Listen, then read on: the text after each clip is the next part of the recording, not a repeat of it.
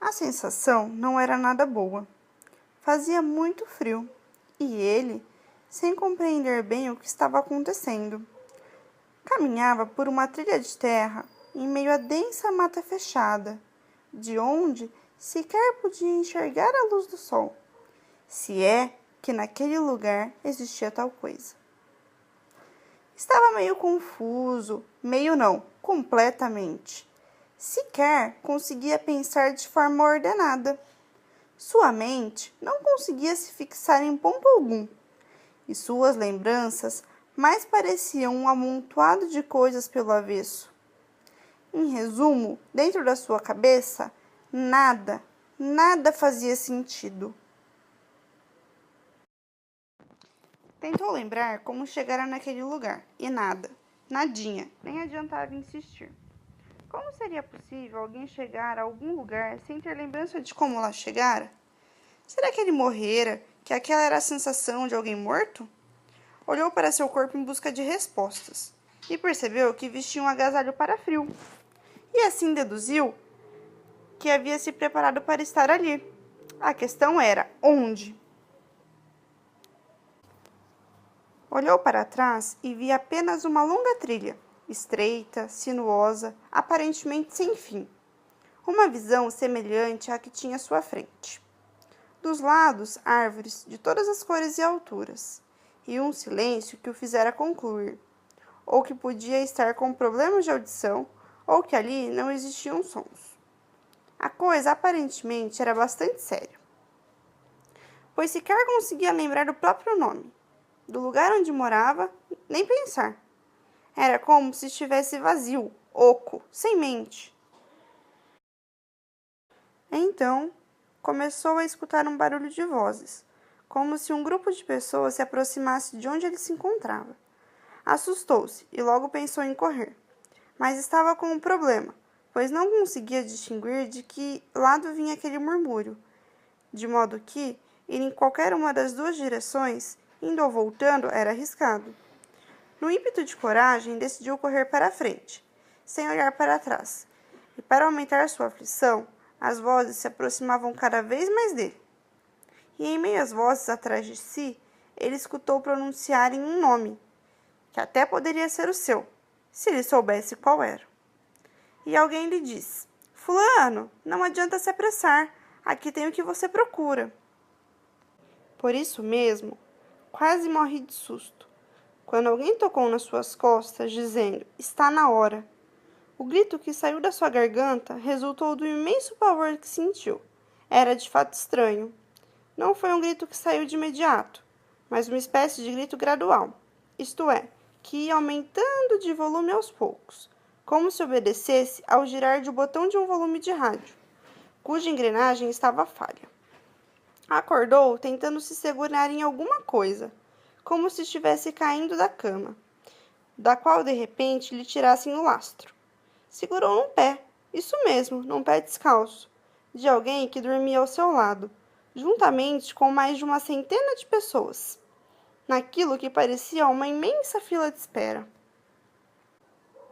A princípio, ainda estava desorientado, sem saber onde estava, sem saber onde ficava o norte ou o sul. Parecia ter perdido o juízo, e sua mente mais se assemelhava a um sistema operacional de computador contaminado com um vírus, que o tornava demasiado lento. Mas, quando a mesma voz que o acordou tornou a falar, sua razão começou a voltar para casa. Dizia ela: as portas já vão ser abertas. Lembrou então que estava juntamente com uma centena de outras pessoas, numa imensa fila de compradores compulsivos, à espera do grande lançamento de um novo e revolucionário produto, uma singularidade que viciados, alienados em consumo como ele, faziam questão de ter em primeira mão. Tratava-se de um novo aparelho eletrônico, um celular, cujo diferencial não era possuir botões. Funcionava por um comando de voz. E apenas seu dono poderia operá-lo.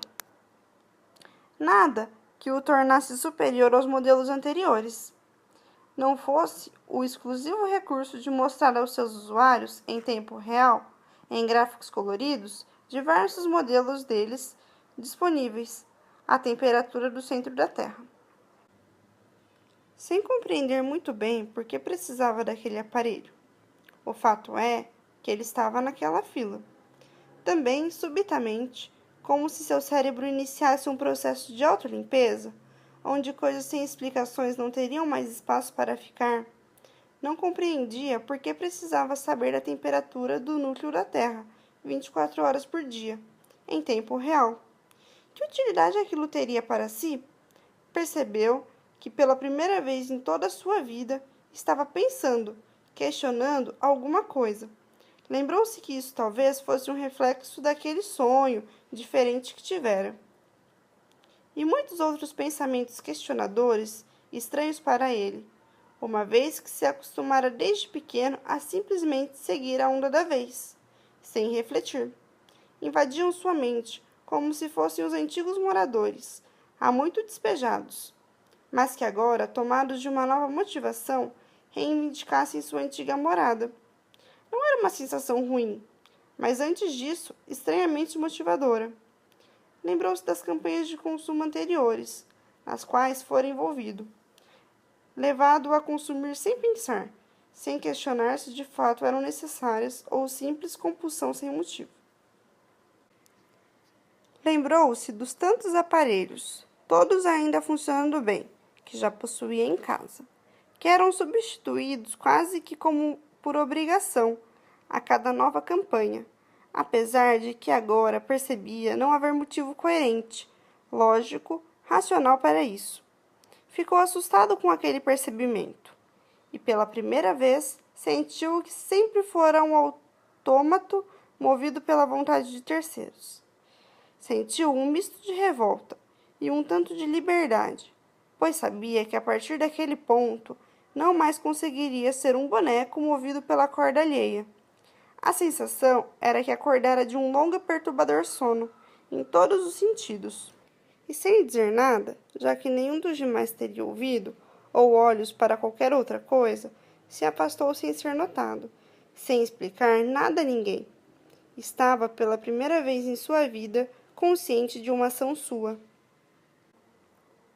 Achou graça ao observar seus amigos, ali ao seu redor, naquela imensa fila de espera, onde passaram a madrugada toda, a troco de nada, discutindo tolices como os benefícios de se possuir um celular que, além de fazer aquilo que todos os demais já faziam, era capaz de mostrar em tempo real a temperatura do núcleo da Terra. Saindo dali, depois se reuniriam, como das outras vezes, cada um tentando configurar o seu aparelho com um padrão diferenciado, embora fossem todos iguais. Depois iriam para suas casas, e lá permaneceriam, diligentes, em estado de espera, até a próxima campanha, o próximo comando, a ordem de como deveriam agir. E depois pensou, quem poderia garantir se aqueles números seriam de fato a temperatura do centro do planeta? Afinal de contas, quem iria lá com um termômetro para conferir? De fato, estava pensando. Sentia uma liberdade estranha, não por ser esquisita a sensação, mas porque sentia uma segurança, uma confiança em si, que nunca experimentara antes.